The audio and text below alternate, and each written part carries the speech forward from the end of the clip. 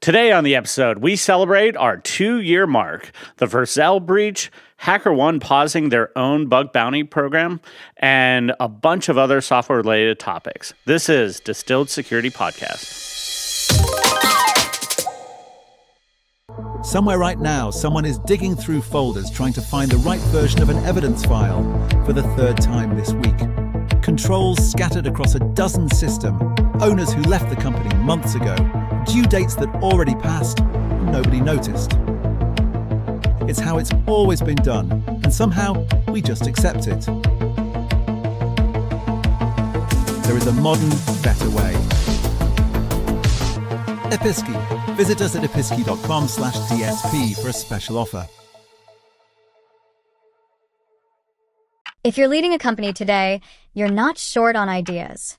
You're buried under them. More tools, more frameworks, more initiatives that were supposed to help and somehow made everything harder. Minus Partners exists for leaders who don't need another thing added. Minus Partners helps leadership teams remove friction that's been normalized over time, so execution gets easier, not harder. Less noise, clear decisions, faster execution. Minus Partners. What you remove defines you. All right. Welcome back to Distilled Security Podcast. So, first off, guys, can you believe 2 years we've been doing this? That is crazy. No, it doesn't feel like that many. I know, like, when we first started off, a lot of people are like, oh, you're not going to get a lot of traction. It's only once a month. People like to see, more common format and everything.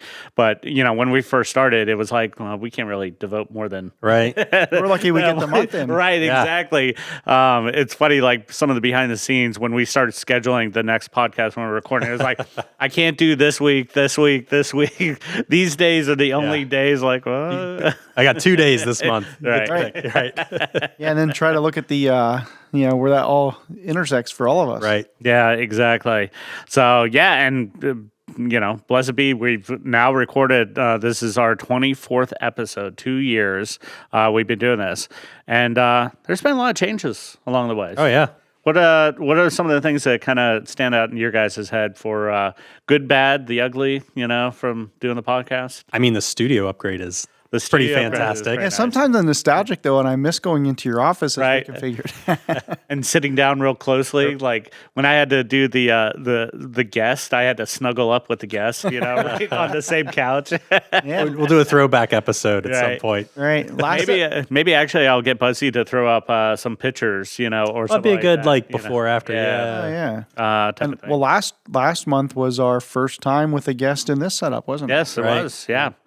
Yeah. And I remember like when we were first planning this out and everything, we did one camera, and we all had the lavalier mics, right next to us and everything, just sitting down. It was nice and simple, had a couple of lights. I got a big bar of lights, but, the background was a curtain. Yep. A lot of people didn't know that actual wood behind It us. was a really good curtain. Yeah, Yeah, I like that.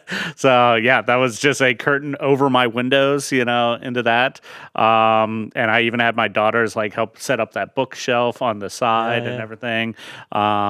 And yeah, now, what was that? When did we go live onto this? Was it October or Yeah, something around there. Yeah. But yeah, we plan to, do, multiple angles, which the podcast looks phenomenal when you go up and view it on YouTube and everything, when we're cutting in between and all the stuff we've put into like getting the stuff. Now we're doing sponsors. Now, it seems professional. Yeah, I'm not you sure even if had we- those professional headphones that mess up your hair, but Yeah, right, exactly. But yeah, it's been a long trek, into that. And, one of the things that I still say we kind of miss, for those behind the scenes here, we don't have anybody running the cameras. We start it and then pray that everything gets recorded fine. And that's not always been the case, Well, and behind the scenes, there's a gentleman named Buzzy that makes the magic happen. He has saved our butts multiple times onto this. Yeah. But yeah, but sometimes even that, like with his magic, he can't correct some of the stuff. We had, I forget which episode it was, but it was just a little blurry. the entire episode. That's to make it feel like you were drinking with us. Yeah, right. That's funny. And we've had like audio issues. Luckily, we've had like certain fallbacks, into that. But I think I'm one where when you're on a lavalier mic, there was a crackling sound throughout the whole thing, and Buzzy was able to clean up a little bit. We would have neighbors mowing outside at like 7, 8 o'clock at night. And he had to clean that up in the background. It's just kind of all over the place with that. But I think we have, I don't know, enough redundancy, with some of this stuff here. So we're recording on like 2 separate things for each camera. So, we'll have at least one of them, no data corruption and everything. So what do you have? 3 cameras? We have 4 cameras. 4 cameras, and do they all have 2 separate memory cards? Yes, and they record simultaneously to each card. And then separate audio channels for each mic, right? Yep. They all go into a soundboard and everything, and then Buzzy glues them all together, at the end.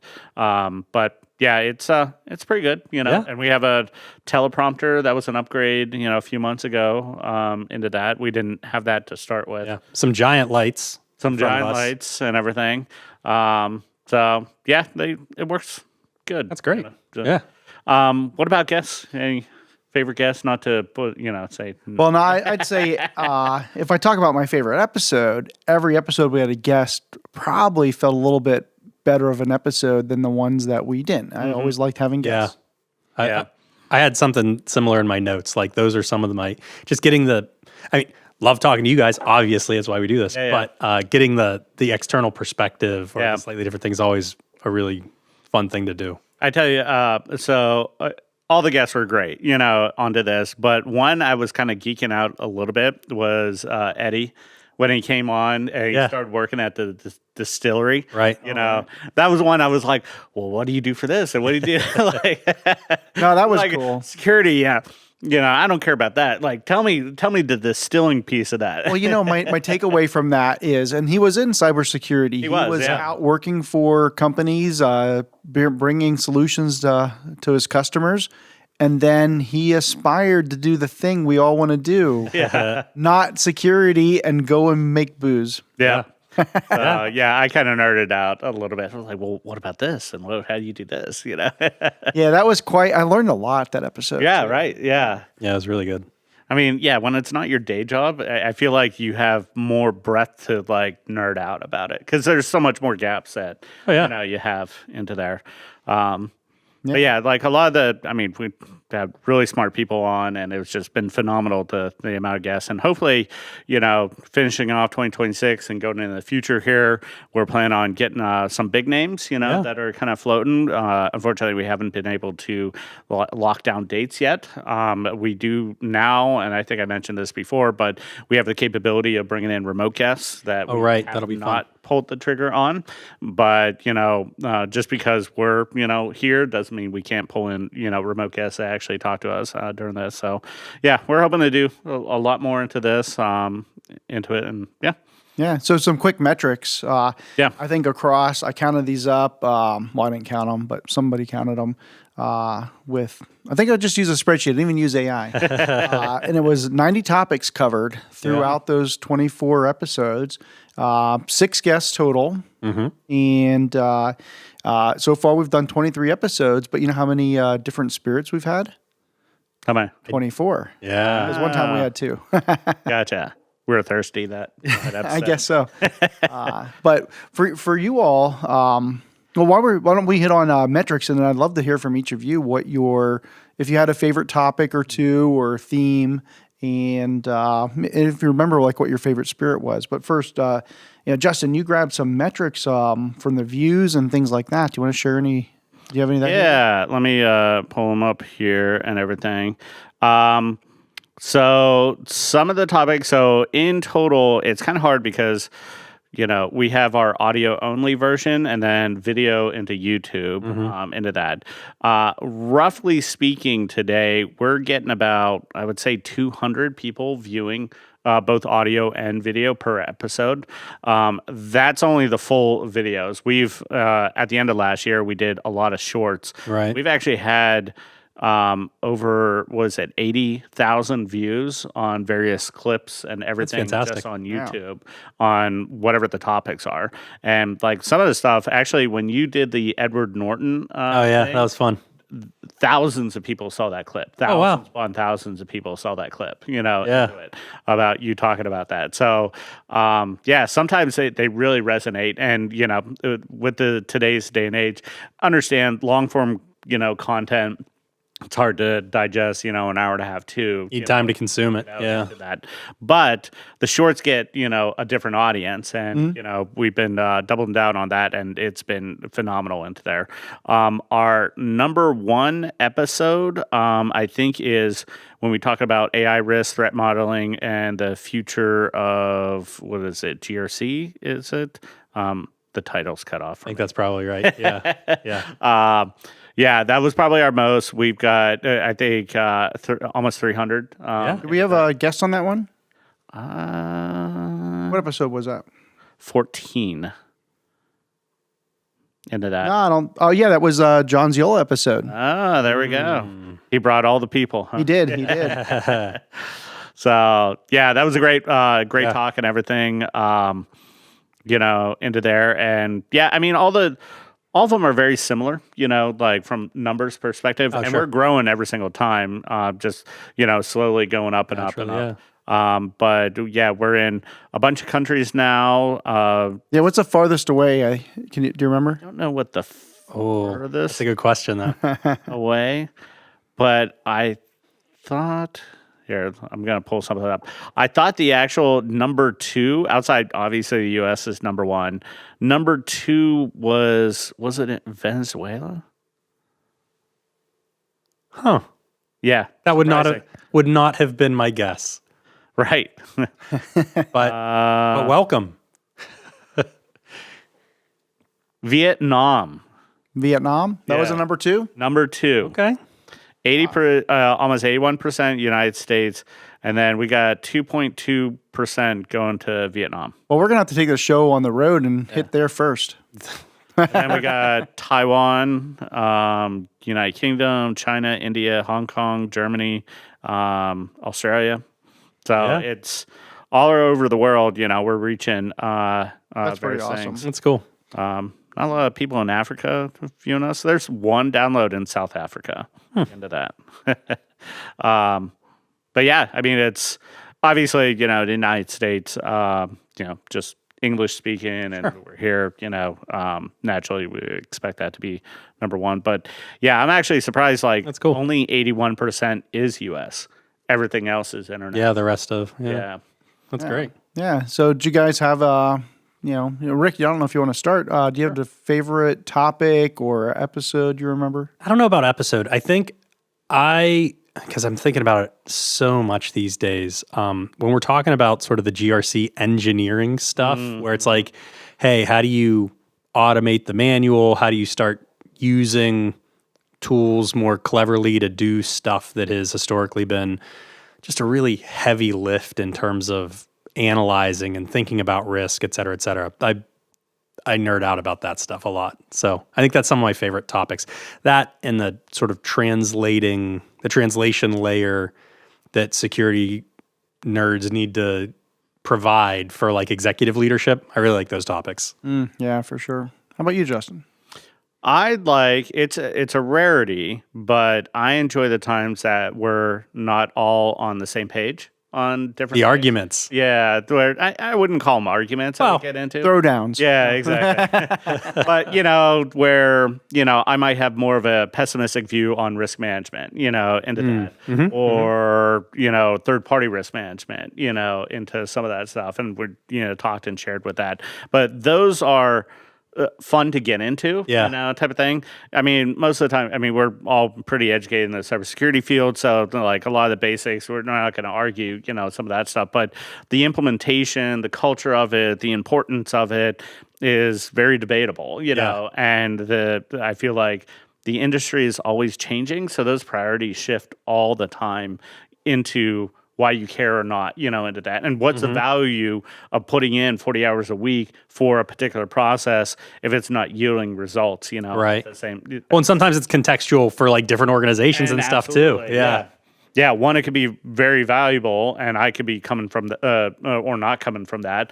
And you've seen a one where it is very valuable. So yeah, I think those are the ones I enjoy the most. Is when we slightly disagree on the priority or the implementation or something along that lines. I'll try to fight with you more in season 3. Yeah.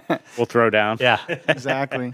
By the way, I was thinking about doing it with our 2 year. Remember our 1 year with the party poppers? Oh, yeah. That was my favorite too. I literally just pulled out another piece like 2 weeks ago. Oh, really? This is the forever thing. And I was like, yeah, I don't know if I want to clean that up. Or, as a surprise. Yeah, Joe and I brought. Nah, I didn't do that. Yeah. So, yeah, I was like, yeah, maybe That's that. funny. That's funny. How about you, Joe? Any topics or episodes jump out? I hit on, we had those 6 guests, and so any episode had a guest. Yeah. I was super psyched about that. One of my favorite topics, and I love talking about it, is ethics in cybersecurity. And if you remember, that was the one that had the book, The Code of Honor, Embracing Ethics in Cybersecurity by Ed Scotus and Paul Maurer. Yeah. Really love that topic. And, I learned a lot just having read through it, like prepping for the topic. Another one I really enjoyed was quantum computing and the risk there, because I learned a ton researching like what Google's doing and what everybody else is doing. And then something that you said, any episode where I got to rant about how to get top leadership involved, right? How to actually make stuff work the way it's supposed to work, and instead of people fighting the futile problem of trying to do their best, getting burned out because it goes nowhere. I hate that. And so anything where we really nerded out on how do we get our message heard and make a difference. Yeah, I like that. Yeah. So other favorites, I'll start with this one and pass it over if you have one. I'd say my favorite bourbon was the Widow Jane Black Opal. Oh, that was really was special. probably the best I've ever had. I still have one upstairs. So what are you doing after this? Yeah, right. It's actually sitting on my bookshelf and it came in that metal gate. Right. thing. Dude, the box is very cool. Yeah, it's like a little. I wouldn't lock anything up. It's pretty flimsy, but yeah, it came into that. And I think that was a pretty. It was like $500. I think, into that, but when you go to drink it and you figure out that it's all just colored water because your kids swapped it, then you'll know. Yeah, right. It tastes odd. It's like iced tea. Yeah, right. It's smoother than I remember. Yeah, right. yeah. Now, did you have a favorite? Too many to pick from? Yeah, I mean, anything double oaked, I usually go to. Actually, I will say, I really like when we go off the bourbon path, and we had that really good mezcal. Mezcal is great. The Scotch, Redbreast, Redbreast, and we had Wee Beastie, right? Yeah. So, like, some of those, like, I really enjoyed that, not that they become my favorite, but just, I don't often sip on, like, I can't tell you anytime outside of that, I take a mezcal and actually sip on it. Right.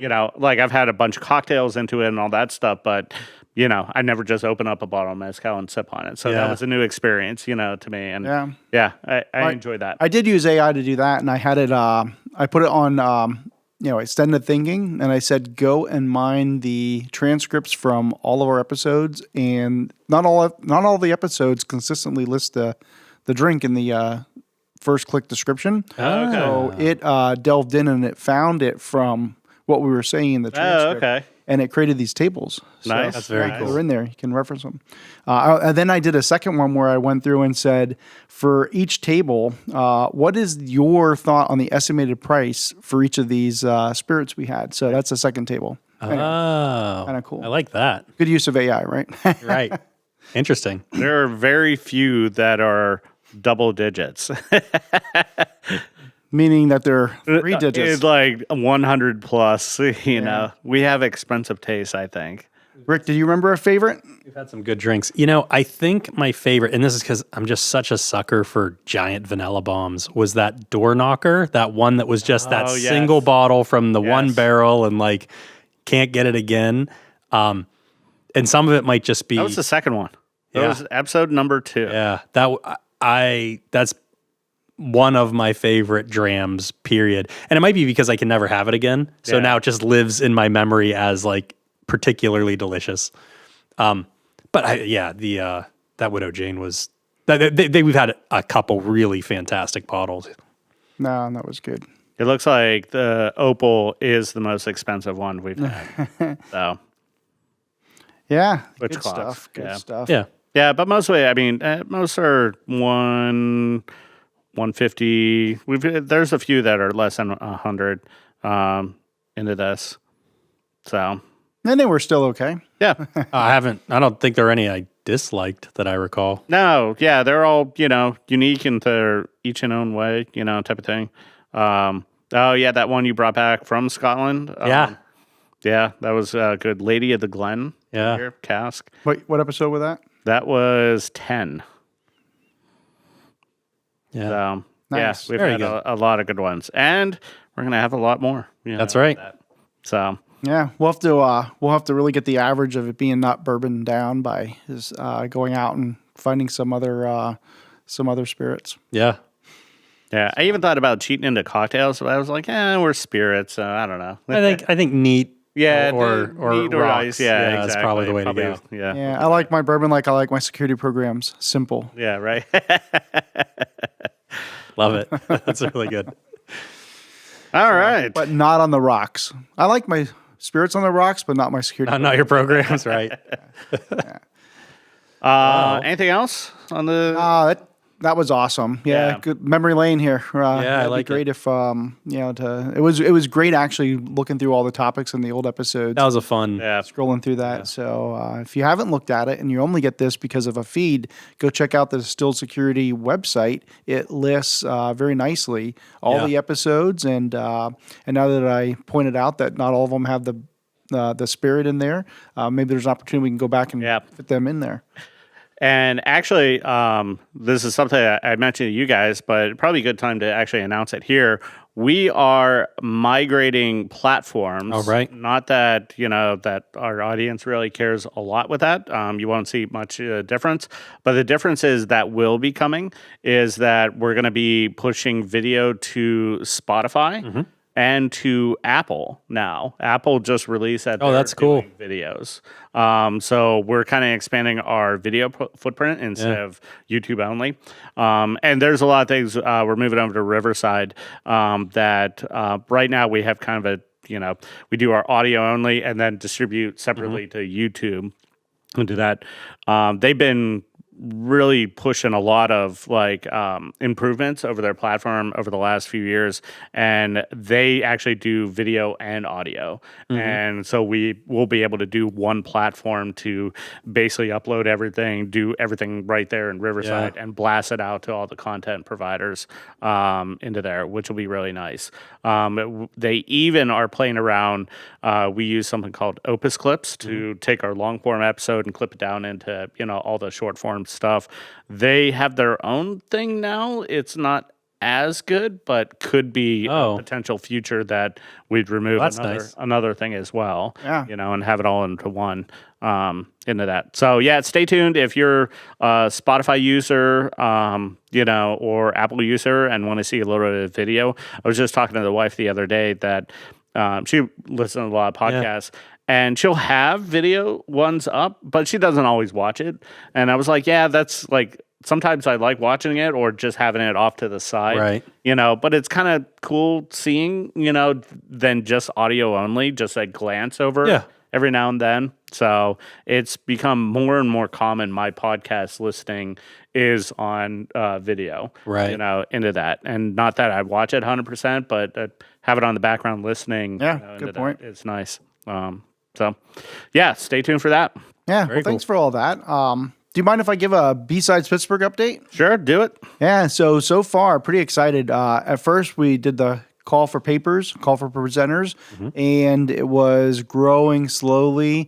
And then, like always happens, we get down to the last couple of days before the due date. We had over 100 submissions. That's fantastic. It's amazing. There's a team of people. Did you extend it? No. Oh, okay. We were talking about it because of what the submissions were like a week or two before. A couple weeks before, it was like half that. Yeah.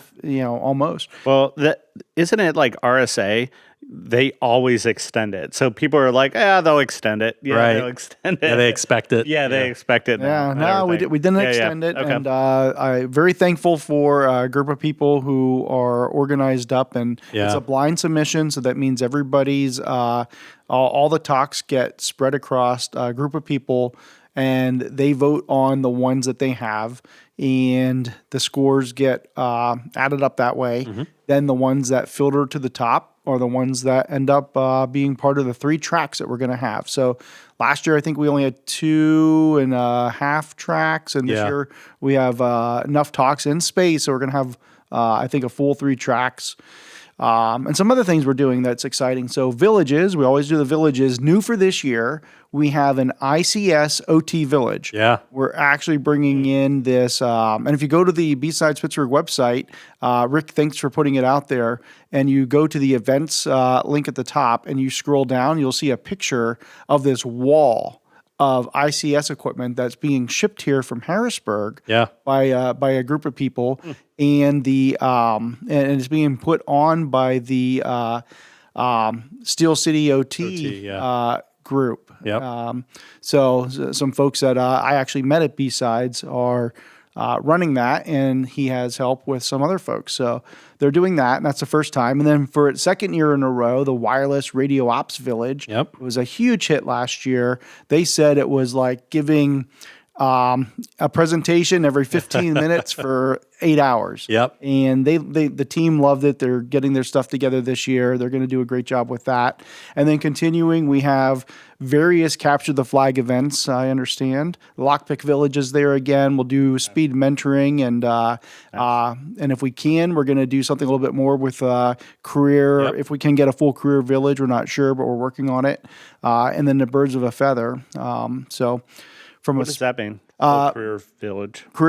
Well, we want a place to do more than just a speed mentoring where we get people. You participate in that, so you know what that is. But that was for people who would come and spend like 5 minutes with you, and you would give them some advice. That has some questions, or say I'm stuck into this, I can't do this, can't find a job, all the whatever it is. Right. What we want to do is, if we can, we want to have a room where you go in and you can see, have some speakers who are actually from recruiters who are talking about how to do that. That's what we envision for it. We're not sure if this will come together. We don't have the full plan, but also we have sponsors who end up getting asked a lot of questions. Are you hiring? And they said to us, well, if I'd have known that was going to be a thing, we'd have sent someone. My HR person. So we'll bring an internal. We might have some internal recruiters from some of our sponsors come as well. I have somebody for you. Okay. Yeah, so let's talk after the podcast. Yeah, that'd be great. And so we were trying to put this together, but it's a village to learn about how to get that next job if that's what you want to do. And Tristan did one, and I've seen one at another conference, and they're always seem to be difficult to put together and get running just right, but I think people would really appreciate it, and so I want to make that possible. Sponsors. I believe we're up to about 19 sponsors now. We're not... we still have some room left for some more sponsors, and we still have tables left, but they're going quick. Just had a conversation yesterday with somebody who I met in the last couple of weeks who their company is talking about it, and so we'll probably have a couple more sold. For tickets, we have well over 400 sold at this point. Last year, I don't think we were quite to that level by this point, a couple months ahead. Last year, you had over 1,000 sold. Over 1,000 sold. Attendees, sold out last year. The last month, don't you essentially double your number? We do, and we're trying to avoid that. And thanks for bringing that up, because tickets started out at $20, and then they went up to $35 on, I think, tax day. On June 12th. So they're going to be $35 until June 12th, and then they go up to $75 because we really want you to buy your ticket sooner. And the reason why is because we have to give the Rivers Casino the food orders. We need to get the T-shirt orders in. There's a lot of stuff that banks on knowing how many people are actually showing up. Doesn't it help you like lock down sponsors too if you can say we've already got? Oh, absolutely. Absolutely. So if you're thinking about coming and you haven't signed up yet, do it. $35, even though it's more than the $20, is still less than what it costs us to get the food orders. Just for the meal each person. just the meal. So that's way more. And so, honestly, you should just get the ticket, and if you're not sure you can go or not, gift it to somebody. Yeah. At that point, so that'd be great. And then throughout the day, just a reminder, about 8:30 we do the kickoff. 9 o'clock or so is the first talk, and then 3 tracks of those going on. Depending on how many we want to do this, we might have tracks run over lunch. We might break for lunch. We'll have to figure it out. Yeah. About 5 o'clock, we wrap up the last talk, and then we have the after party from 7 until 9. And then I always look forward to, it used to just be our like personal with like a couple other people would tag with us after party, and we go and end up strolling downtown, find some good cocktail bars. Right. Always, what was it, like 12:30, 1 a.m., eating pizza somewhere. Yeah. And then that's pizza was so hot it burned to the top of your mouth. but you couldn't help but eat it. And then Gino's? No, it was a different place, right on 6th Avenue down there. I thought it was started with a G. Giovanni's. Yeah. And so, and then we had the long walk back to the casino. But yeah, I'm super psyched about that. Last year, we ended up having more people show up for the after party at that cafe on the North Shore. And this year, we might try to get even a better place. And we're just working on that, right? Yeah. Yeah, so I would say if you're even remotely interested, plan on it. Plan on it safely. Into that. Yeah, and there's a hotel block. There's a hotel block or Uber, whatever it is. If you're planning on coming out for the after, obviously we always want to send everybody home safely. But we usually get a hotel, into that, just to be safe and everything. But even if you plan on Uber or whatever it is, come out. I think.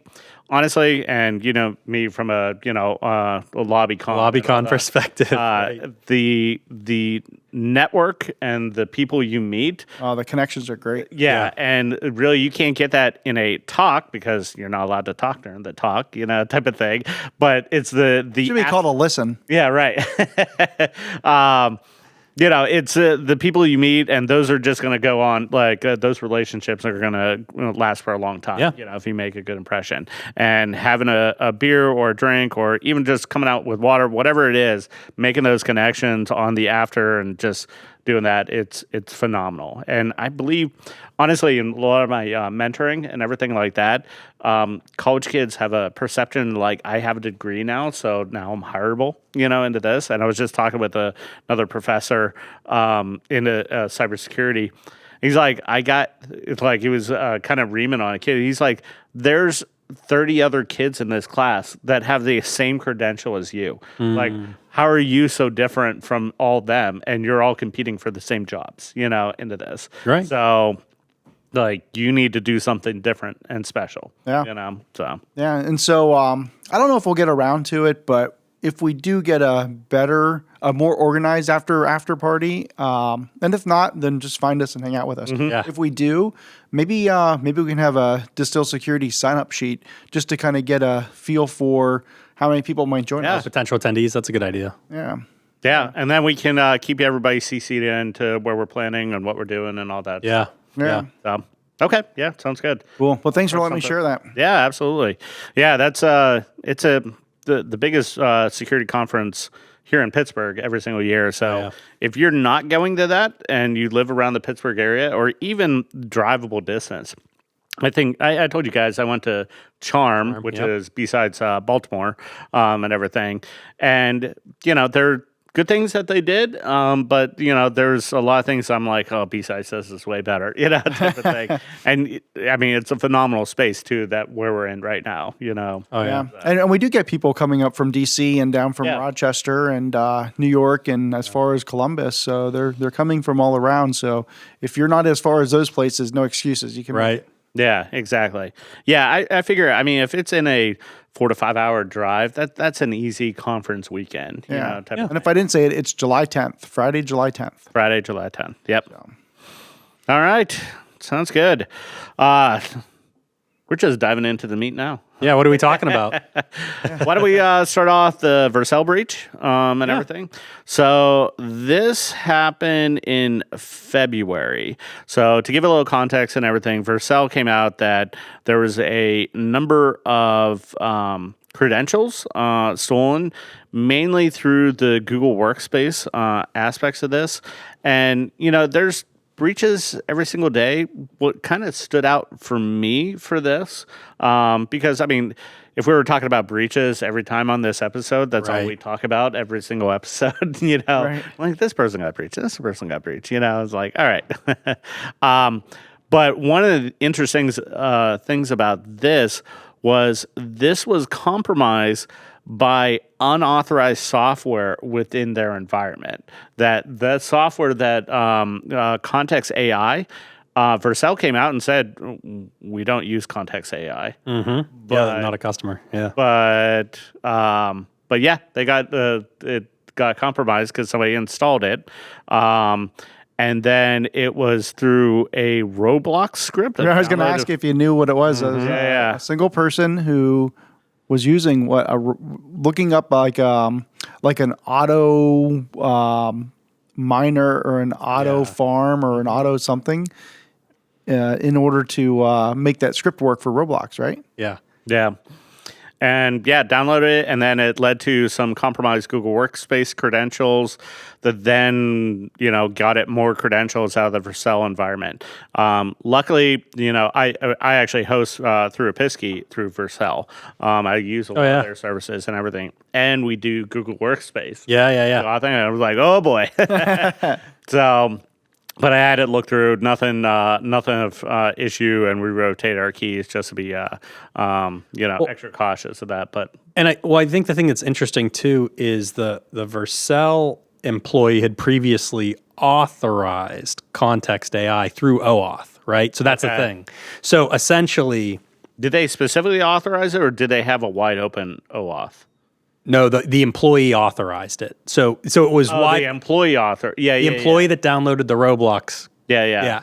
So essentially, it was this sort of, I mean, what's effectively a lingering token or a lingering key that was out there. Mm-hmm. And so when the script stole the information, the attackers were just able to take that and then start scraping information from, you know, the environment. Yes. So it's essentially credential theft, but it's through such a wonky pattern. Right. It makes you think about all the stuff that you may or may not allow your employees to authorize in terms of third-party access or apps that you can just click and download because, it's just, you know, in runtime memory or this, that, and the other. Yep. And it almost looks like a nuisance pop-up, right? And then you click OK, and if your privileges allow you to consent on behalf of your organization. Right. Now you've consented to it. And so OAuth is access management at that point, and it's, in some cases, privileged access management. Yeah, depending on the context that the employee's running it in and all that stuff. And so I thought it was interesting. I mean, there's no third-party risk management assessment questionnaire or spreadsheet or whatever that would ever catch this. No, because it's a totally different thing. It was already but there are controls. There are absolutely right. But it's just interesting because it's a third party breach effectively. Yeah. But there's not your typical any third party risk management program I know. Yeah. You're not looking at that typically. Now there are controls. Yeah. And that was a very unique thing where software that was technically unauthorized, you know, it wasn't prevented, but wasn't, you know, a part of their, you know, allow list, whatever that was, into that. Also, too, the Roblox was a funny thing. I don't know. Does your kids use Roblox? They used to play it more. I think some of them still do. Yeah. So we prevented our entire family from. It's pre-banned in our household. Yeah. So our kid we had something where the cousin shared it with Lila at a young age. Like she was like 6, 7 or something like that. There were adult accounts talking to kids, be like, "Oh, you're having a problem with your parents. Why don't we go in a private room to talk about it?" I'm like, "Oh, no way." Yeah, one of the things I did was we turned off the chats. Oh, okay, gotcha. And but plus our kids are. I think my kids are older than your kids, so we'd taken a different. We have the entire spectrum of kids, into this. That's true. You're about to have your second. That's accurate. I have a group between 13 and 6, and mine are 16 to 20. Yeah, exactly. You're starting to see them go out the house. Yeah, they're making more in their internships than I did in my first job out of college. Oh wow. Yeah, right. Yeah.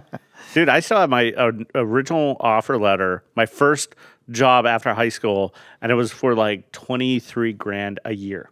And I'm like, $23,000 a year. This is awesome. It was like, that's like a week project. Yeah, things have changed. Yeah. Oh man, yeah. And then, my question for our listeners are: if your company, would you even know if an employee granted random AI tool broad access to your Google Workspace? I mean, well, and that's the thing. Google defaults open for OAuth. Into that. I don't know how many people actually know that, but the first thing you should do is probably flip that to require admin approval and not just exactly. So that not everybody can OAuth against you. It actually requires authorization from an admin to say yes, this app can use us for OAuth. Into that. Yeah. That's if you're big enough. I mean, you're small. Maybe that's not as important. Maybe, but I mean, context of this, it could be very important. This. So yeah. A funny thing I saw for like a recommended thing to talk about with this is thinking about your third-party risk management. Should your third-party risk management questions start asking for your OAuth app governance? It's so specific. It becomes like whack-a-mole. There's so many things that could go wrong. I do think the challenge, and it's a pain in the butt challenge, but the challenge is really around, and like the controls you were referencing, right? Because at the end of the day, it's like an identity and trust issue. Because there's the chain of trust, essentially, that happened here. Was the context AI, right? Yeah, the context AI employee trusted the Roblox script. Or the Vercel employee trusted the Vercel employee trusted context AI. Yeah. Right. And so that's basically the path. Yep. And it really is monitoring and regularly looking at like, okay, well, what have your employees like approved or allowed or authorized from an OAuth perspective? It's another thing to review, I suppose. Yeah. And contextually, it's just if you're a mid to big company, it's just gonna be hard to manage if the genie's already out of the bottle. Right. But you can pull it back. I mean, all these keys are, lifetime bound. Right. Like they'll expire, at timely intervals and everything. Yeah. So the most important thing is start, Yeah, absolutely. Then, you'll get into it. I like your point. There's some preventative things you can do. So put those preventative controls in place, and then you can audit what's already been approved and, at least do those two things, stop the bleeding, and then go look and see what's done. Yeah, absolutely right. Exactly. Yeah, but I mean, you mentioned about like getting deeper questionnaires and all that stuff. I'm always hesitant because it's like I already have one program to run. Like I don't want to run another dozen programs of my third party. Like I can't see that being the solve. Yeah.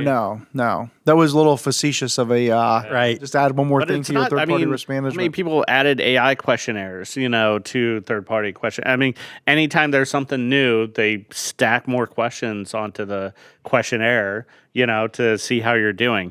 And it's going to some salesperson that's filling it out and they're answering yes to everything, and what are you measuring at the end of it? This goes back to my Well, but I do think it speaks to a fundamental problem that's out there. And that's not going to get better, right? Things are going to keep getting more complex as additional layers get added. Things are going to keep moving faster and faster as AI or quantum or whatever continues to happen. Mm-hmm. Like, in theory, you can just continue to stack onto these questionnaires, but it's going to become just this issue where you can't analyze the volume anyway. And then you can automate some of that maybe, but you're just getting so abstracted from the actual issues. It becomes easier and more useful to just be like, no, understand what your allow listing and block listing, have strong controls in place, try to make sure you actually know what people are doing and why they're doing it. Yeah. And none of that's easy, but it is kind of back to basics in a weird way. Yeah, and I thought you were going to, as you were talking about that, start to sum up the theme of some of the different topics we have.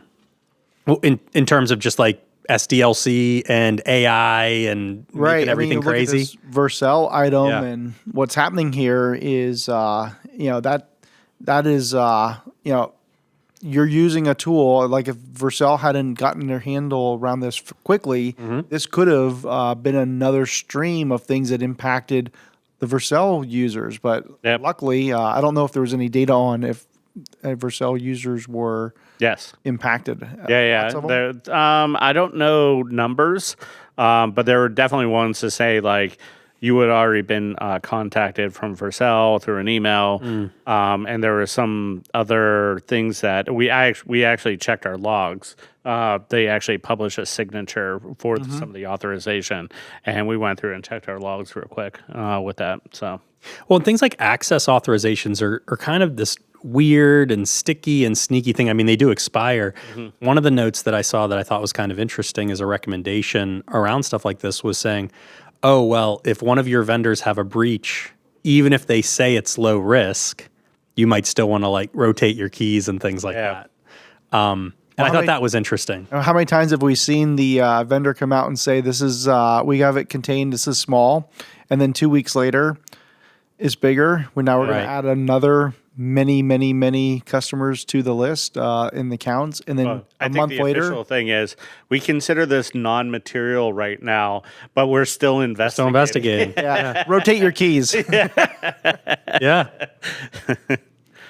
Yes, that happens a lot. It's interesting. But anyway, do you want to talk a little bit more about? I liked how you saw the theme and the thread that was through these various topics with SDLC and CI pipelines. Well, just in turn, I mean, everything's just getting faster and faster, and it ends up being, it's an issue of process, an issue of trust, and I can't see how things continue as is without some real material changes to how people run their programs, right? Yeah. And you and I were talking a little bit ago about, even 20 years ago, when I was doing third-party risk management, I was asking companies that were selling to the company I was working at, tell me about your security. And when I got to the part and I said, well, tell me, this is like pre-questionnaire. Questionnaires were just becoming a thing. Yeah. And I was still asking these questions. And I said, tell me about your software development processes. Do you lock your software development processes down? Do you lock your dev environments down like production? And if not, what do you do to prevent somebody from exploiting the code and have that make its way into production? And then eventually I install it, or our organization installs it, and now we're running this problem. And it always stumped them. Like the people we were talking to, they never had a solid answer for that. Right. And those were vendors, right? Those were people trying to sell their software product. And I think at a lot of organizations now with AI, it's even more complex in some ways, because you might have, sort of internal developers that are part of an ERP team, for instance, modifying their code, and they have a certain pipeline. And then you might have people in marketing that want to spin up their own AI agents to do X, Y, Z, and maybe they have a slightly different environment or pipeline or whatever, but it's still, depending on what exactly they're doing, it could still be app dev at the heart of it. And then, as part of the very same company, you could have, you could be building software to then sell to clients. And so even just from a general SDLC perspective and the acceleration that AI and the tooling and all that stuff provides, it becomes a pretty heavy problem, and you may or may not be able to apply the same kind of weight of controls across those environments for different reasons. Yeah, for sure. And just how much you got to rely on that's out of your control. It's just mind-boggling. Yeah, I've seen a lot around AI bill of materials lately and stuff like that. So kind of like the S bomb, but now it's the AI bomb because there's all the additional layers and stuff. And so what models you're using, all that stuff and everything. Yeah. And are they trustworthy? It's interesting. I was thinking on the way down here, I don't know, just a thought that popped into my head is a lot of organizations will talk about AI like it's a monolith. And obviously we know it's several different things, right? But even from like a development perspective, when you think about models or agents and things like that, I was starting to build the parallels to like, well, we're talking about it like it's tech, and it is tech, but it might be clever to start to think about some of these things like it's people in a way in terms of trustworthiness, right? So, hey, I'm going to use these models and build these agents to perform these functions. And like I started thinking about, well, how do we vet people? You don't necessarily go through their entire history you look at their interview, like you have some interviews, they have a resume, you may or not require some certifications or something like that. Agents will require a CV. I kind of actually that's kind of what I'm thinking, right? There's probably like some certifications to be like, are you even eligible for me to review you? Almost like the resume, right? Must meet these standards. And then frankly, like and this is more for external, but maybe internal too. And then some like live fire testing, kind of like an interview, right? I'm sorry, Rick, you can't use that AI agent because it doesn't have a CISSP. It didn't make it through the HR process. Right. But I think like when we talk about trust and the fact that agents and models are trained the same way that people are trained, and how do you, not the same way, but similar to, right? There's a knowledge base behind them. There's experiences behind them kind of, and it doesn't allow you to predict what a person's going to do or an agent necessarily, but you can have a lot more confidence that they'll be right most of the time in the context you're putting them versus not. I don't know. I didn't like land anywhere on that thought. Just I started thinking through. Well, no, it's really important though to think about an AI agent the same you would about an employee, because just think about least privilege and access management. Coming back to that, do you have an agent? Does it have more privs than it should?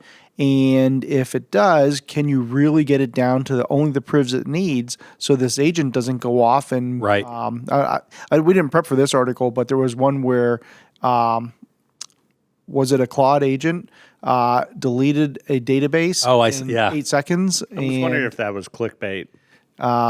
It looked like a number of people echoed it, but those are some of the stuff that you're like. The article was good. I liked the article. It was it went deep enough to make me think that it. So it basically deleted production, and it also deleted backups. It did because it deleted the volume. And so what it said is, I need to delete this volume in order for the agent. It was very interesting because they asked the agent why it did what it did, and it sounded like it was realized it did something wrong, but it was too late. And it said, yes, I should have checked first, and I should have checked where the backups were. And what it did, and instead of actually testing to see if the things were the way it should have been, it actually went and did the action, which validated it was what it thought. But by then it deleted the whole volume that the database was on and the backups were on. So that sounds like a bad design. That's the next part. You do not put your backups on the same volume as your primary database. Well, all truly good problems are never just one thing. Yeah, right. It's typically a combination of a couple things going wrong. Yeah. So, but least privilege. That thing had least privilege, and it wasn't. Maybe it could have deleted a record, but not the whole database, let alone the whole volume the database is running on. Right. Well, and oversight and auditability and et cetera, et cetera. The other thing I was thinking about in terms of AI and people and stuff like that was like we talked a little bit about this at an event kind of recently, like the 3 lines of defense model. And does it apply to AI? How does it apply to AI? Are you eventually going to have 3 different AI things, right? One for line 1 to execute, one for line 2 to oversee, and one for line 3 to audit. Yeah. Like, how's that all going to work? It's just kind of interesting. But I do think treating the AI concept more like people than like tech and is that's beneficial been in some ways. Yeah. For, I don't know, a little while now. Yeah. everything's moving so fast in AI. I can't say years, really. Right. Type of thing.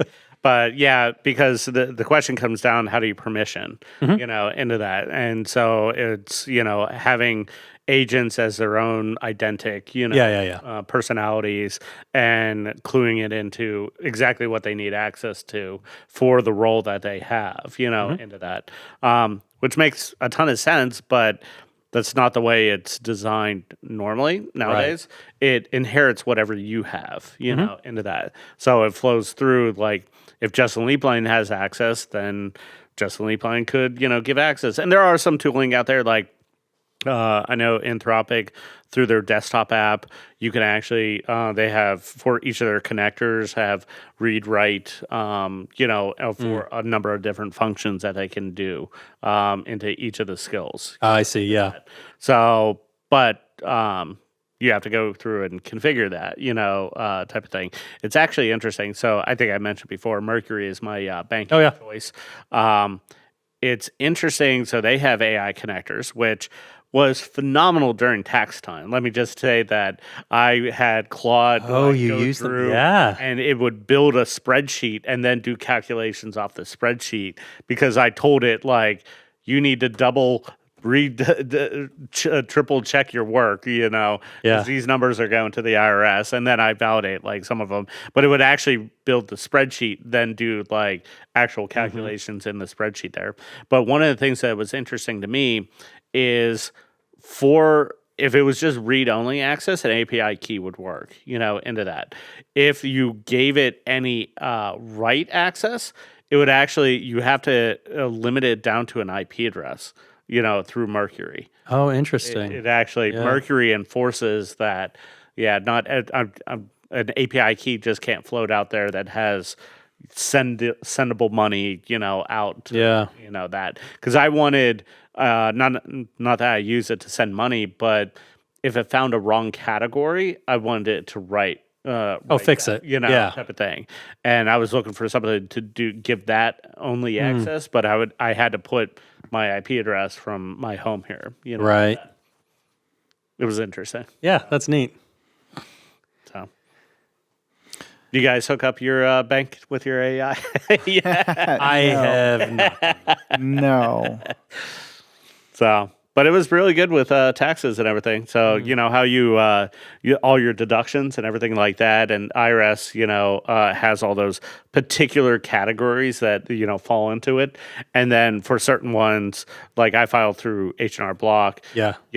For certain ones, they want it broken down more, like travel and entertainment, type of thing. They want more specifics, like how much did you do actually with hotels? Oh, sure. How much was transportation?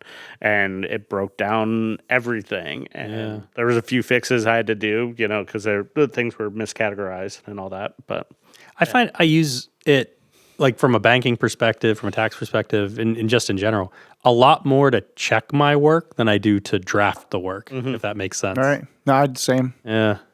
Now, is the IRS they're going to use their AI in order to review your AI's results. So can you get your AIs to talk to each other, so that, like, hey, tell your buddy over at the IRS to not pay attention to this part. Yeah, right. Yeah. So, I mean, I would imagine, well, I don't know. Government's always so slow, so who knows what they're using. I mean, they're obviously using flags, in certain cases. Yeah, I'm suspect traditionally coded. Yeah. Yeah. Like, if you're deducting this much based on this volume, red flag, Yeah. Right. Yeah. Maybe your AI agent can take the IRS AI agent out for beers and kind of smooth things over. Yeah. And it didn't mind the, 6-figure deductible I had on alcohol, so I thought it was good. There you go. Perfect. I love this agent. Yeah, right. Best agent ever. Yes. It's like, that's cool. Like, you must have a podcast or something. I don't know. That flies. That tracks. So that's funny.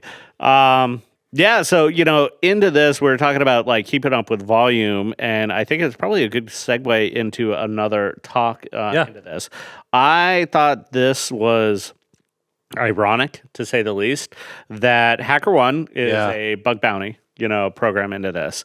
And they came out a few weeks ago and said they're suspending their bug bounty program because they're getting so many submissions from AI that they can't keep up with the actual fixing. I should know this, but I just don't. I always thought that HackerOne just did bug bounties. Yes. They don't do anything other than bug bounties. Yeah, they basically serve as a portal for other companies to do bug bounty. Yeah, so if they're so there's still going to be a portal for other people to do their bug bounties. They're just stop their own. Yes, They're exactly. a service. Okay. Yeah. Okay. Yeah, exactly. So, BugCrowd, HackerOne, Got it. all the stuff out there. They're just portals for people to run their own programs. Yeah. So people can still use HackerOne to run their own They bug didn't bounties. stop their entire company. I was like, this is what I know them for. Submissions into HackerOne for that, type of thing. Yeah.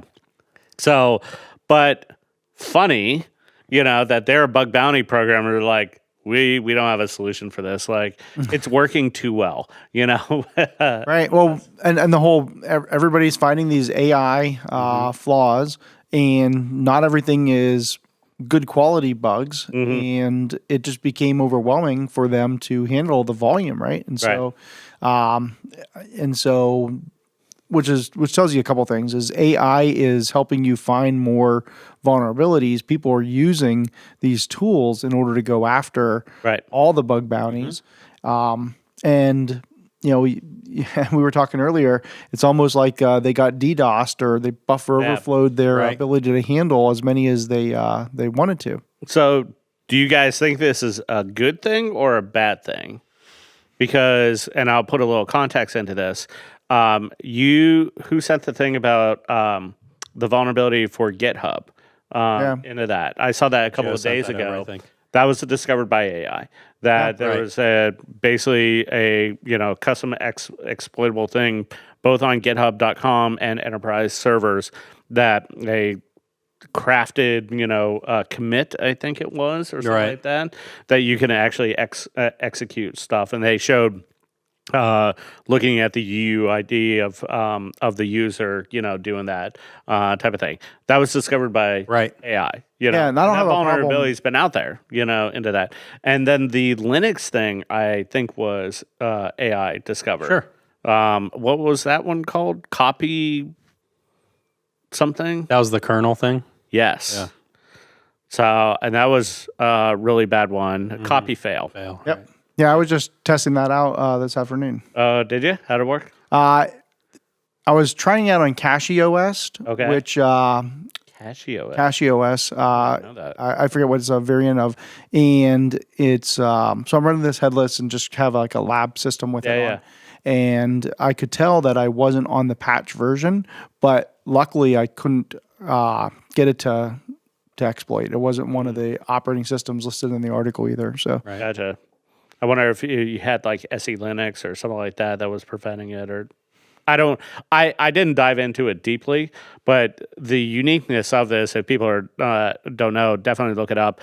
Copy fail, basically from what was it, 2017 last week on, that it was actually affected the core Linux kernel. Yeah. So all the variants had this applicable. There was no variations between all the different distros out there. It was the same Python script that basically you need local auth, but you can elevate your privileges, from that. So having a console access, you could elevate your privilege, into this.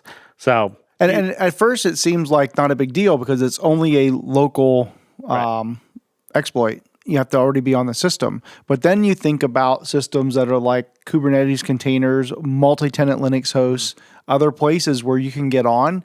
And some of these like web hosting places will let you execute a shell command. So if you can get to that point and then run this, you could effectively take over or escalate to a super user on those kinds of systems using the local exploit. Right.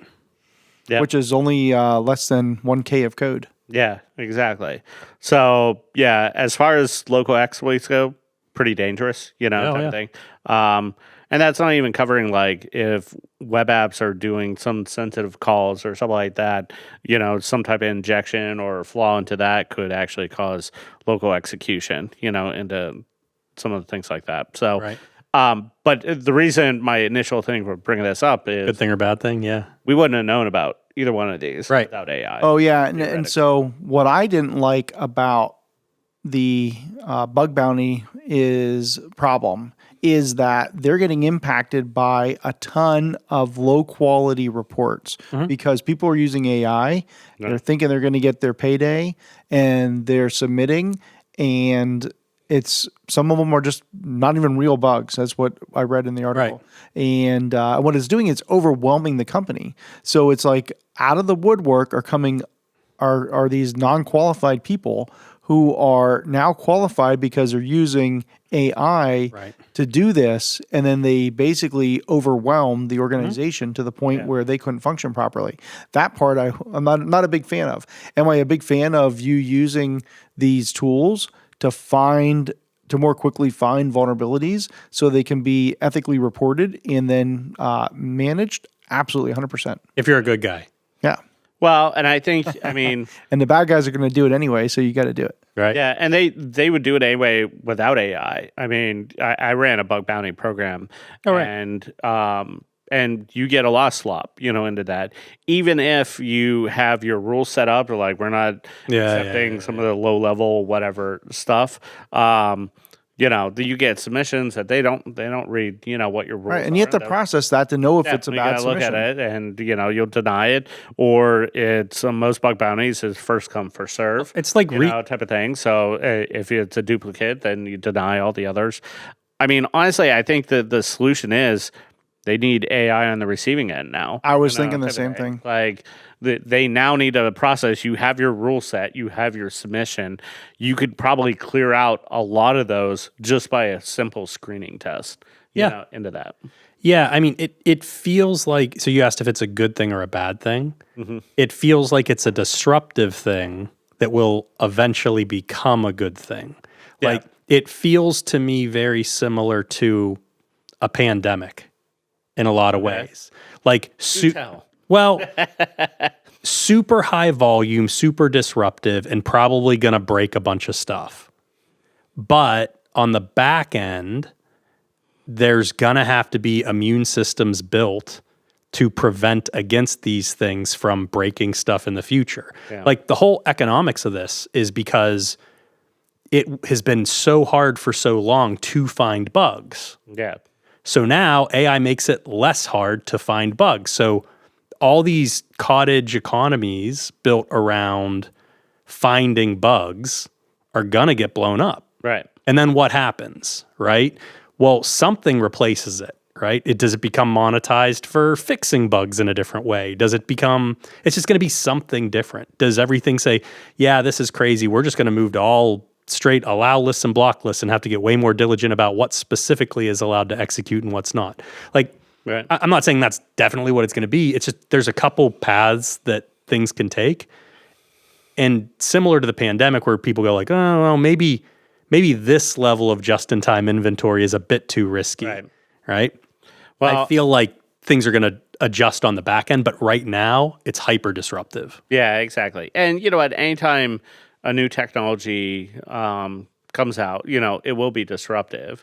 Yeah. You look at the car to the horse and exactly right. The horse industry, like, oh yeah, all these shoesmiths and barns and all that stuff. Like, there was an industry around horses. Was it a good thing? I don't know. Are you a horse breeder? Yeah, exactly. But then the car came in, and then we had mechanics and and repairmen and tow trucks and all this stuff, and people actually making roads do this stuff. So I think it's always disruptive. It will always change into that. And I think industries will disappear, like the bug bounty thing. I think it has a time limit. Feels dead or dying. Yeah, I mean, if you can get your AI agent, and they're always getting better to look at your code, into that, then the economy's changed. Yeah, why wouldn't I just use my own agents to scan my own stuff? I would say the pen testing, into that. While I still think AI isn't the spot to look at like human knowledge and business process knowledge into the pen test, Right. they get pretty close, into that. It's not getting worse. Yeah, exactly. So is there a point when we're going to be changing our security standards to say, well, if you get AI to look at it, that's good as a pen test? Well, again, which AIs? Is it a qualified AI? Right? Yeah, right. I mean, honestly. Yeah. Well, one of the things, one of our team members at CISO, Sean, we just had a podcast episode release for the CISO Side Up, and they were talking about AI and pen testing and things like that. He had some. You could go listen to it. I won't do it justice except to give a high level overview. But he gave a good overview about how he's been a developer. Understands how development works, understands how it all comes together. And over the years, he has like 20 years or so of experience going through and understanding how people work in this stuff. And to be able to train an AI how to think like a person exploiting a web application is something that we're just not seeing that yet. Right. And taking that human aspect. So maybe your simple enterprise pen testing, like you can take that more junior layer. Right. I think that could be solved in the way that you're talking about. But when you're getting to the more sophisticated, how am I going to chain things together that need context that AI may not be able to get that context. And that's where I think that the very valuable piece will be. Today, type of thing. Tomorrow, I don't know. Type of thing. I don't know. Yeah. Yeah. It's changed. Like, I'm still thoroughly impressed. Like, 8 months ago, like, we did not have the coding processes we did with AI that we did 8 months ago. Oh, they were more like functional things, little things, fixing bugs, but you couldn't say, go create an app. Right. It would just do it. Right. Now you can install a tool like Paperclip and let it just run and give it you're the board, you give it a CEO agent, and you tell the CEO agent what your goal is, and it will create and hire agents that will work within the context. And different agents, you can assign them different LLMs on the back end through API keys to which to use based on whether this is a marketing agent, maybe it's a Claude thing that's better, maybe it's a ChatGPT. Codex or using Codex or something like that to be a better one. And so now a whole company can be built by these agents. So I 100% agree with that. Well, and I think to some extent the magic that expert humans have in this space is like innovation, right? Yeah. Like, oh, this is just so crazy it might work type stuff, right?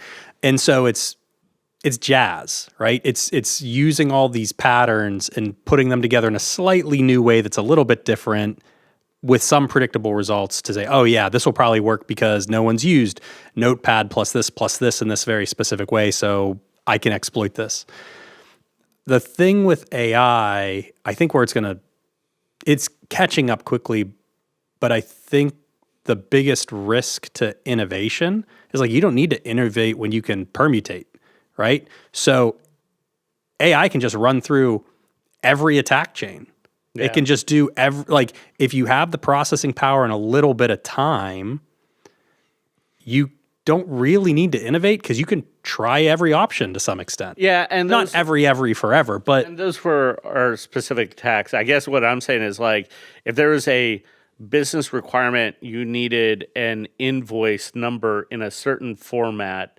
Into that before you could submit to the next screen. Yeah. Or something like that. A human could recognize that where maybe an AI agent, identify the context. Yeah, exactly. And respond to it. Type of thing. Obviously, if it's telling you the format, it would get it, type of thing. Yeah. But those are the type of things that just throwing attacks at it.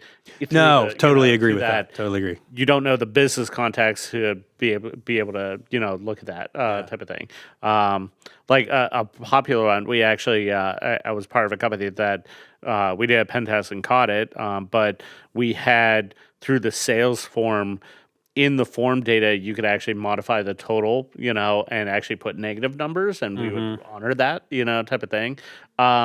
Would an AI agent necessarily test that, maybe not, type of thing. That's more the business process end of, submitting it, and now I owe you for a product that you just bought. But it comes back to context and training, right? Yeah. Like, so at some point, I mean, like, this has been happening in user behavioral analytics for a while from a security perspective. You go, oh, well, what's this person trying to do generally, right? And you kind of figure that out. And you go, oh, this is like some personal browsing. Don't freak out unless it's like really dangerous. Or oh, this is unless it's Roblox. They're just looking up Roblox scripts. But right, the rules can shift a little depending on the context already, right? And so honestly, it's not that much of a logical leap to be like, hey, system doing the testing, identify what type of system you're testing based on these types of contextual clues. Oh, this looks like an ERP. Oh, this looks like a CRM. Oh, this looks like an HRS or whatever. Right. And then you go, oh, okay. Well, now I'm going to load into the context the typical risks or the what could go wrongs with respect to that system. And now you have effectively an expert trying to break the system. So like, I don't agree. I agree it's not there yet, but I don't think it's that far off. Yeah. Yeah, it'll get there. I mean, like we said, it's only getting better every single day. So I think, at the end of the day, at least as it exists today, talking with people, everybody's afraid of the Skynet and losing all their jobs and everything. You just need to get good at using AI. I think I'm more afraid of Skynet than I am losing. Yeah, right. Yeah, I got some prep kits and I got a good selection of bourbon, in case it goes down. So, we got Sarah Connor. Don't worry. Yeah, right. My AI agent will automatically order me what I need if things go wrong. Awesome. So before we hit our last topic, which I think is a good way to go from here, which is the state of vibe-coded security. Do you want to? Yeah, let's talk about the what do we have here? So alcohol time. So this is a distillery that we've all been to. That was a fun tour. Yeah. So this is Peerless Distilling. Fun fact about this company here, they stopped distilling for the longest time. Yeah. They have like a very early DSP number. Under 100. Yeah. I'm actually wondering if it's on the bottle. I feel like it is, but I can't remember where. But they just started distilling about 10, 15 years ago, where they picked it back up. And essentially, the owner with his two sons, I believe it is, they started, it was in DSP KY 50. 50. All right, yeah. Yep. So number 50 from Kentucky distilleries into that. And so they appealed to Kentucky to pull back their license number for the family and everything. And this guy, the story that we heard was he was a big shot executive, had 2,000 people report to him. He retired. He went down to Florida. He played golf for 6 months and realized he's kind of bored, you know, and he's like, we should really get back into distilling from a family perspective. And him and his two sons, got on board and they created the company. A unique thing about Peerless is that most companies do a sour mash, which is a lot easier to go from batch to batch. Sweet mash has, and I don't know all the particulars, but obviously it has more sugar into it, which is more susceptible to bacteria, spoilage or whatever. Yeah, exactly. In between getting stuff basically like growing in your batch, and you can like throw out entire batches because you don't clean it well. Whereas sour mash is more resilient to that. You could reuse some of the stuff without like doing a full clean. Right. But they decided to do sweet mash because they think it tastes better, and it is delicious. I think it tastes better. It's really good. And everything. And yeah, we're big fans of Peerless. Yeah, and this is their double oaked. And this is their double oak. So if you're not familiar with it, they take it out of their original barrel and then re-age it into another one with that. And no water added, no chilled filter. I liked it from a tasting note. Obviously, double oak, you get a lot of caramel and everything. I tasting it on the latter end of the taste, a lot of vanilla, comes out at the latter taste of it, which is really good with it. So definitely look them up. They're not we're in PA. nothing's real easy, into that.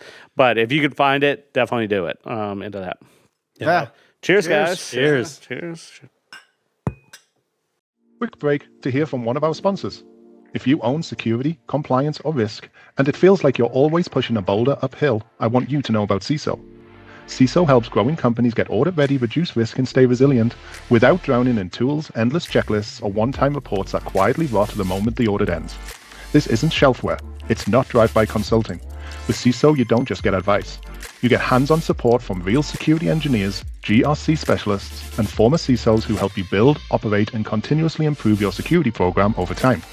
Whether you're chasing SOC 2, ISO 27001, CMMC, HIPAA, or you're simply trying to get security under control so the business can move faster, CISO meets you where you are.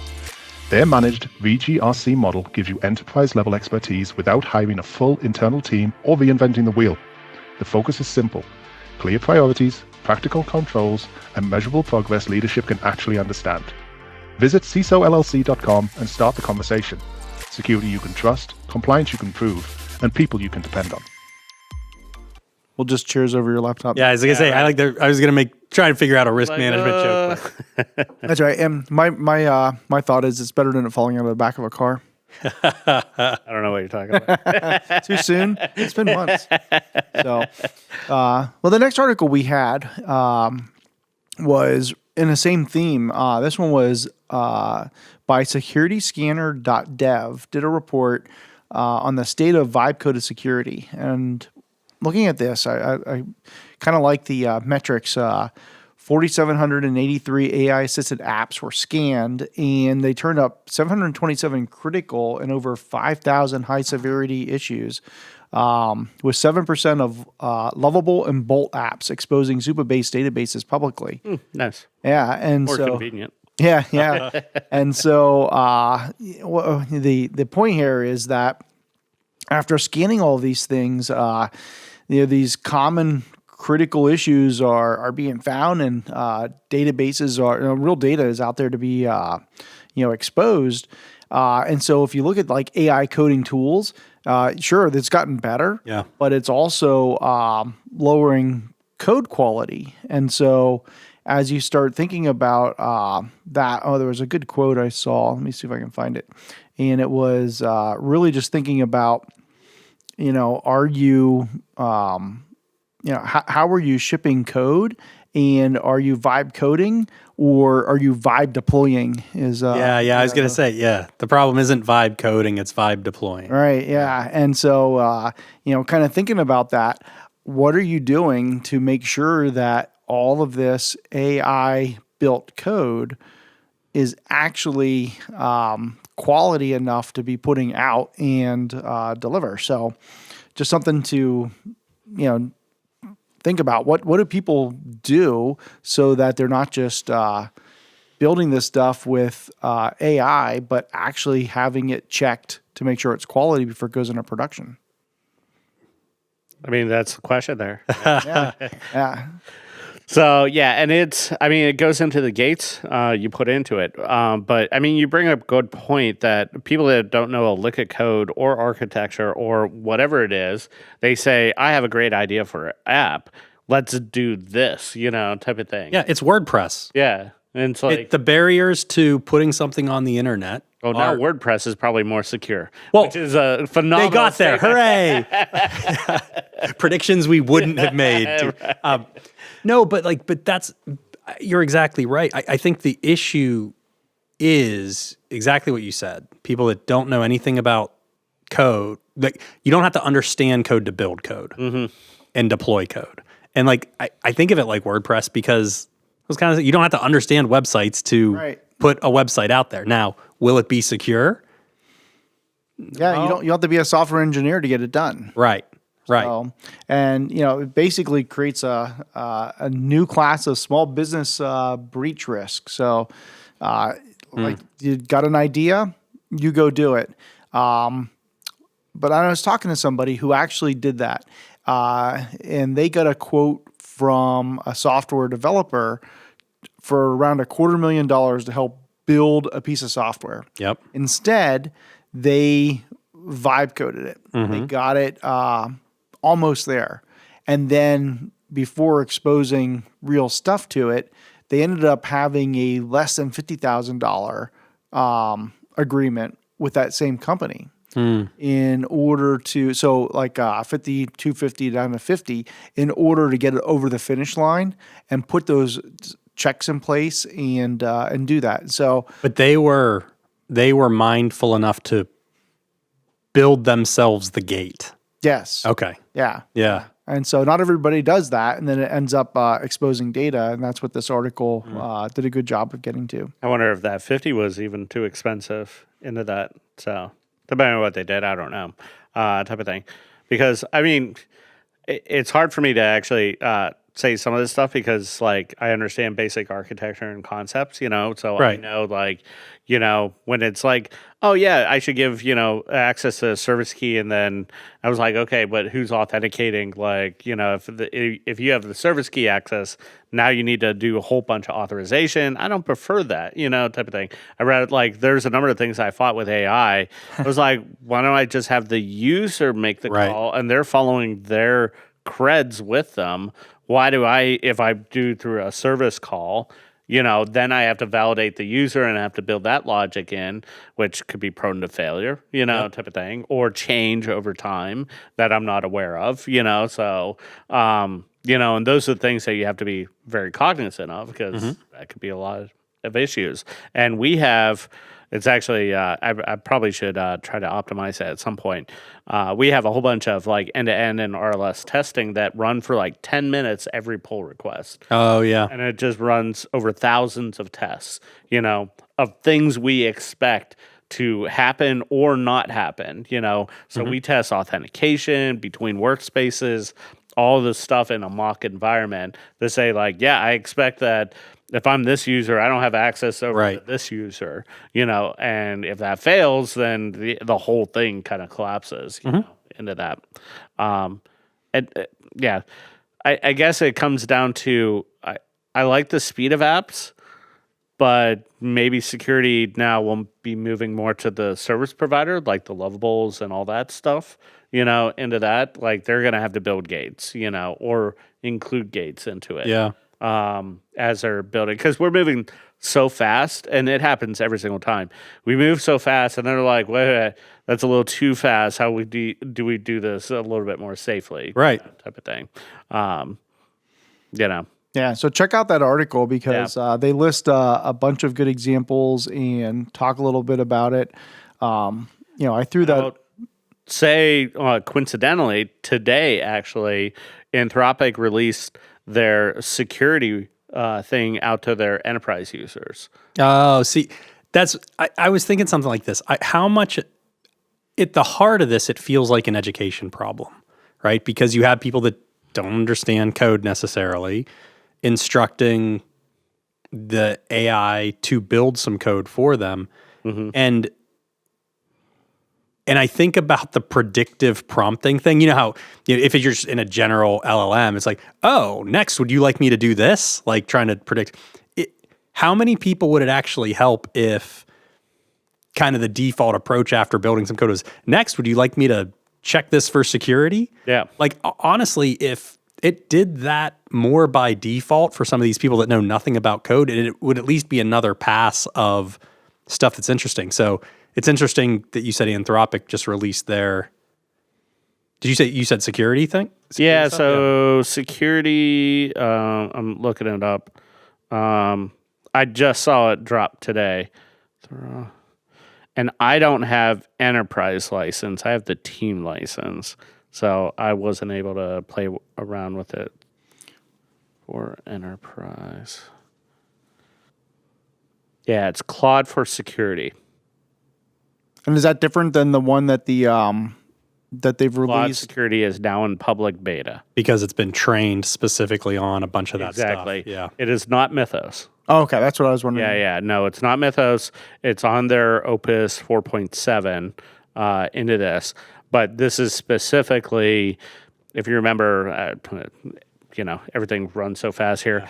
Yeah. They announced this like a month or two ago, and a whole bunch of security vendors stock dropped. That's right. Because they're like, AI is going to replace all security vendors and everything like that. I was like, well, like, because it found whatever, like a gazillion vulnerabilities in like open source. yeah, and they're talking about like with Claude Security, this will be basically be able to insert in a lot of different places looking for security issues all into that.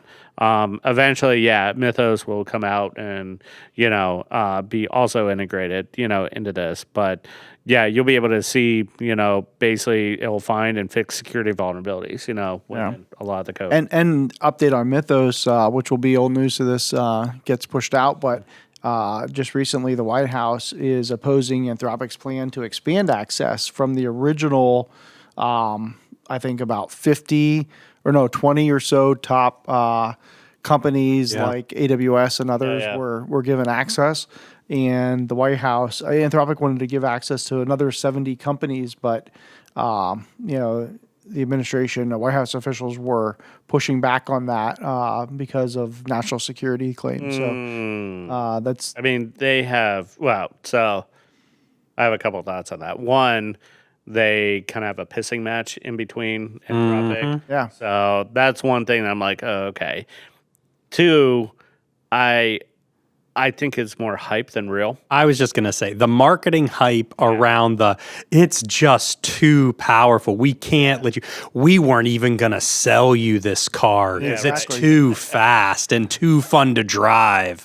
Like, I don't know. I think there's a little bit of that. I'm more onto that boat. I totally agree, but that's that was the latest news. I mean, they could claw it up, but I mean, they stop their contract, so how would they even have access to it to even say how dangerous it is, type of thing. So yeah, I have my hesitations onto that. Slightly skeptical. Yeah, I don't think doesn't the White House have some access now to it? So I'm not quite sure, but I don't know. From what I heard, the federal government shut all Anthropic. They had like a month or two to get it all out and transition. But even assuming that's true, it still feels very much like a game of whack-a-mole. Like, no, you can't give this to more companies. Well, okay, why? Like, and I don't even need to know the why, but understand, like, this is a swimming against the tide moment. Like, if the tide is this stuff's going to get more and more powerful and additional models are going to come out that are just as powerful, if not more powerful, then if you just need to buy yourself some time to do something about it defensively, like, okay, but. And I agree, like, even presuming, let's say this is the most dangerous, AI model ever, type of thing. Tomorrow there's going to be one that's more dangerous. Well, I guess to my point is Anthropic's doing this the right way. Like, that's true too. They're handing it out to big companies that have a lot of footprint with a lot of customer data behind it and say, run it on your stuff first and fix this stuff, type of thing. And now they're opening up to another 70 companies, theoretically bigger companies that have a lot of data, a lot of footprint with customers, that type of thing. So let them let them use a tool to get the breaches that are going to be found. And once this is out there and is running, hopefully it's not going to find those problems. I will acknowledge maybe some competition risks if you're like, let's give the biggest players in various spaces the most powerful things and not let anyone else have it. There's some fine, but your point. But do I have a better way of releasing these things that are potentially dangerous? Like, I do not. Saying, like I said, presuming that initial assumption is correct. Yes. Then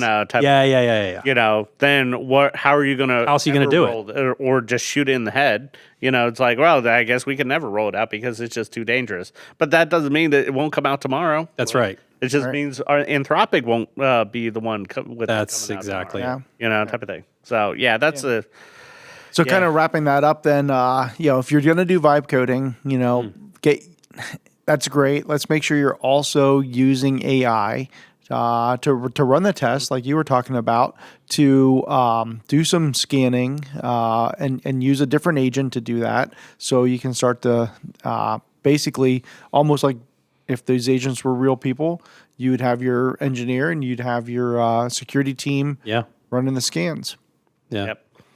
Yeah, we do. It's a combination of everything. We have unit tests. We have RLS tests against a live production environment. We use headless Chrome to actually go through it like a user, all that stuff. And then we have 2 AI agents that also look at the code base, and what's changing and look at it from that perspective. So we have a whole bunch of static tests, AI tests, all that, and hopefully in combination. And I think also too, I think we need to get out of the mindset of we're going to prevent everything from happening.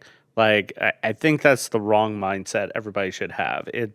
We're going to try to get all the big stuff, with this, but we should always be prepared to respond to something, into that. I mean, you look at this Vercel breach, something that, they even didn't prioritize or didn't foresee, as being an issue, whatever it may be, type of thing. Like, an issue happens, you have to respond. You have to deal with it. You got to solve it and then get past it, type of thing. That's what most customers expect, and not to be totally dumb about it. Right. So you're saying get back to the basics. Yeah. I mean, we say that almost every episode. And make sure you have your response processes because things are going to go wrong. Yeah. Well, understand the risk of the things that can go wrong, or at least think about it a little bit. Like, there's a difference between never leaving your house because you're afraid you're going to get hit by a car and looking both ways before you cross the street. Putting your seatbelt on and all that. Yeah, that's the thing where, go ahead. I was going to say what's happening now is that you walk out of your house and the Black Swan event happens. The problem is that there's a new Black Swan event, so they're not really Black Swan events anymore. And so you walk out of your house and instead of you getting hit by a car, an airplane falls on you. Right. Like, is that going to happen? Probably not until it does. And then there it is. Yeah. Yeah. But you do, to your point though, the answer is the answer cannot be don't do anything. Right. And I think if it's vibe coding and going fast and all that stuff is the new way of things, all right, well, I guess you need to do some vibe security. Right. Paired with some actual thinking about what architecture and risk looks like. Right. Yeah, I think, this year and probably next year, still into this, security will be spending a lot on AI. I think we're, from a security industry, there are still so much gaps that people don't realize what you can do with AI within a lot of the tooling. We're either getting it straight from a vendor, like we've integrated AI and now we can charge you more, type of thing. It's like, all right, like, it searches our documentation for the answer you can implement yourself. Exactly. But there are so much stuff that you can actually integrate natively or with some tooling and scripting you can do yourself. There's a lot of things being shifted. Like I was thinking about the other day, the build it, buy it, prediction where like, it was like, oh yeah, it's almost never worth building it because then I have to maintain it and everything and that, like that. That's almost destroyed now, like now I can build it within 30 minutes, an hour, and maintaining it is another 30 minutes or an hour conversation with AI. I was listening to a podcast. I forget the name off the top of my head, but it was, they were talking about, they wanted to see what it would be like to build Microsoft Teams. So they just told their agents to build a replica of Microsoft Teams, and then they had an in-house version of a video conferencing system that they use, and that they did that in less than a day. That's pretty wild. And then they kept using it for testing, and they were doing their podcast. They forgot they weren't using Microsoft Teams at one point. They said that's funny. Yeah. So if you want a feature, you just ask for that feature. Yeah, that's pretty wild. Funny enough, a story related to that. A company is suing another company because they vibe coded a copy of their application. Like, didn't steal the code, didn't do anything, but they basically vibe coded after them and like, oh, you took our app, and like, we coded it. Like, what are you talking about? Yeah, we made it ourselves. This obviously just got entered, no decision or anything out of that, but it made the headlines like, company got sued for vibe coding another company. I got to look that up. Put that in the notes. Yeah, I'll put it in the notes. It's where was it? Here it is, right here. Awesome home appraisal software company sues Silicon Valley rival. True Footage claims San Francisco's startup Automax AI faked MLS credential vibe coded a copy of its product. Wow. Impressive. So a gazillion years ago when I worked at Del Monte, one of the things that blew my mind was when some of the executives were telling me about how consumer product goods work. And when you're in like the canned food industry, for instance, as soon as you make a change to the shape of your cans or the content of the cans or whatever, like, and it's been this way for years, like whatever, a dozen years ago or more, they were like, yeah, as soon as it hits the shelves, it's basically reverse engineered in a week. And in 2 more weeks, there's a factory, typically overseas, that can do the same thing. And so, again, like, what's nothing new under the sun, kind of, right? There's physical analogies for this kind of stuff where it's like, well, you put it in the public and you made it for sale. And so, and, you know, IP gets a little funny because you can't just copy and paste a can of corn. But the designs for it, the models for it, whatever, like, you know, someone can just buy what you did and figure out how to do it. Right. And put it into an unfriendly country that there is no, like... Right, you don't have the legal recourse. Yeah, exactly. Right. So, I mean, we're just going to see this more and more from an AI perspective. That's very interesting. Oh, we got to follow that. And that's a thing, like, a lot of the entrepreneurs I follow anymore, it's not about the actual app anymore that's, like, a competitive advantage. It's about distribution, marketing, 100%. All that stuff. Like, getting it out to the users is actually more important than the app itself. Well, and I wonder if I like zoom way out and I think about geopolitical instability and a lot of countries that have what they call like in-country value contracts or things that say like, oh, you want to do business in our country, you have to spend at least 40% of the tech budget for these things on people that are local or places that are local. I wonder how much we'll see I don't know what to call this, deglobalization in a way, because you could say, well, you could spend the money with this overseas software shop, or you could spend the same money or similar money or whatever with this in-country software shop that just vibe coded the exact same application. And then just copy and go. Yeah, so then infrastructure becomes the limiting factor, I guess, right? Yeah. That's why all the data centers are blowing up, so. Yeah. Yeah, well, this was good. Yeah, this was fun. Conversation. Anything else? I think we're at a good time. I think we're here. good. Yeah. All right. It was fun. 2 years.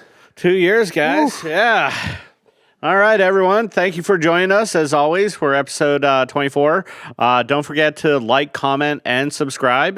We definitely need to bump up those numbers so we can gloat about it on year 3 and see how it's all, doubled, tripled in size. Hint, hint, into that. But thank you, everybody, for joining, and join us next month. Bye. Cheers.